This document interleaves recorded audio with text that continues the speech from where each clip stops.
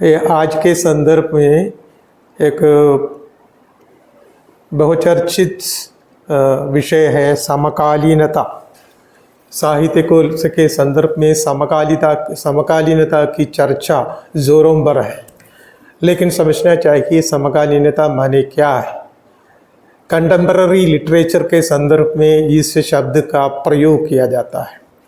समकालीनता वास्तव में एक ही समय पर जीना नहीं, एक ही समय पर जीने से कोई समकालीन नहीं होता। समकालीन होने का मतलब है अपने समय की सही पहचान रखते हुए जीना। जो इसी प्रकार जीता है वही वास्तव में समकालीन है।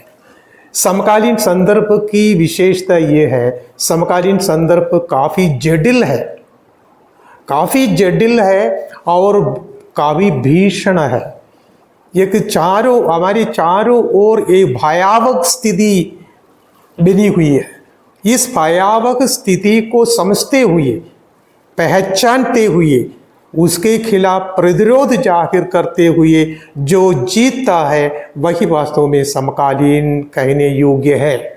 इसलिए समकालीन होना रहना ये कोई आसान कार्य नहीं है। समकालीन होने का मतलब सतर्क रहना, बिल्कुल कॉन्शियस रखना। कॉन्शियस होने का मतलब अपने आप के प्रति कॉन्शियस होना नहीं, अपने चारों तरफ जो अमानवीय वृत्तियां जारी है, अमानवीय वृत्तियां मात्र नहीं है, अमानवीयता जोरों पर है, उन सब के प्रति सजग रहते हुए, उन सब के खिलाफ अपना प्रतिरोध जाहिर करते हुए जो जीता है, जो लिखता है, वही वास्तव में समकालीन कहने योग्य है, वही वास्तव में समकालीन रचनाकार कहने योग्य है। उस संदर्भ में हमें हिंदी साहित्य के संदर्भ में चर्चा करें तो स्त्री विमर्श, दलित विमर्श, क्यूर विमर्श, LGBT क्यूर विमर्श जो है वो, और वृद्ध विमर्श, बाल विमर्श,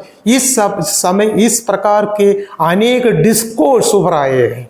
इन सारे डिस्कोर्सों के पीछे का फोर्स जो है, प्रेरणा जो है, समझ जो है, वास्तव में समकालीनता की पहचान और उसके प्रति प्रतिरोध करने की जागरूकता है।